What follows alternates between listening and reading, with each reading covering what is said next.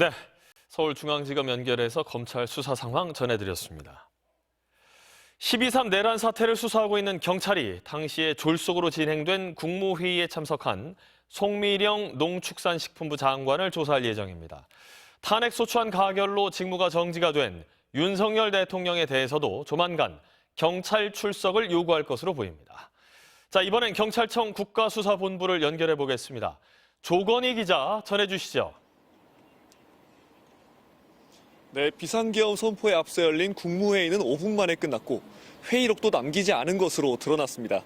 경찰은 지금까지 조규홍 보건복지부 장관 등 4명을 조사한 데 이어 오늘은 송미령 농림축산식품부 장관을 불러 계엄 선포 절차가 어떻게 진행되는지 등을 조사할 예정입니다. 오늘 오전부터는 고소인 자격으로 민주사회를 위한 변호사 모임 소속 변호사 등이 경찰 조사를 받고 있는데요.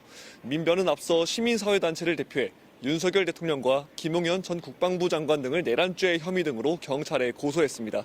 경찰이 수사로 밝혀내야 할 내란죄 핵심은 결국 윤석열 대통령일 수밖에 없습니다.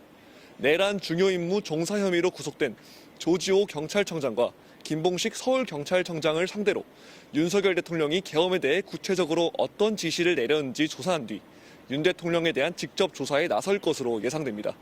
내란죄는 역할에 따라 크게 우두머리와 중요 임무 종사자, 단순 가담자 등으로 나눠 처벌하는데요.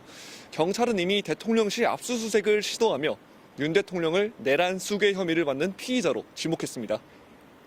대통령 직무가 정지된 만큼 조만간 경찰 출석을 요구할 것으로 보이는데 경호 등을 이유로 소환에 응하지 않을 경우 체포영장을 신청하는 방안도 계속 고심하고 있습니다.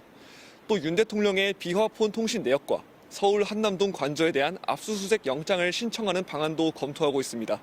경찰 관계자는 다만 아직 윤 대통령에게 출석을 요구하지는 않았다며 탄핵 여부와 관계없이 원칙적으로 수사하겠다고 밝혔습니다.